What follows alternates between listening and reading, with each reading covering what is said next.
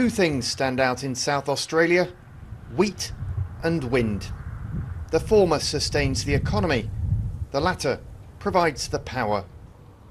More than 40% of the state's electricity comes from wind turbines, compared to just 8% for the country as a whole.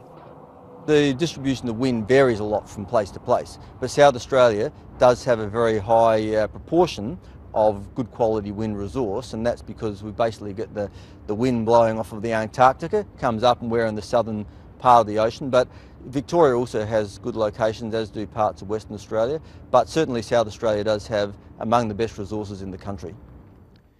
These turbines are massive. Each one has a wingspan of almost 90 metres. If you laid them flat on the ground, they wouldn't fit on a full-size football pitch. And each turbine generates enough electricity to supply around 1,000 homes. They've been tremendously successful in South Australia, but the political climate means the wind farm industry faces an uncertain future. Most of Australia's wind farms were commissioned under the previous Labor government, which set a target of providing 20% of the country's electricity from renewable energy by 2020. The current Conservative government, though, wants to reduce that target by as much as 40%.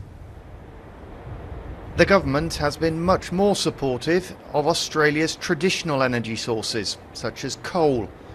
It means investors are worried about putting money into new wind projects. Well, I guess our company would like to see a stable political regime, and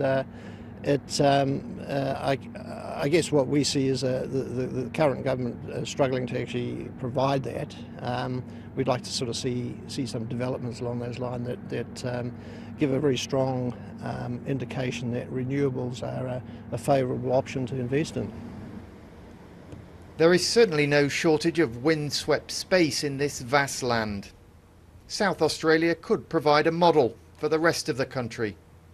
But environmentalists argue that for wind to work, it also requires political will. John Donnison, BBC News in South Australia.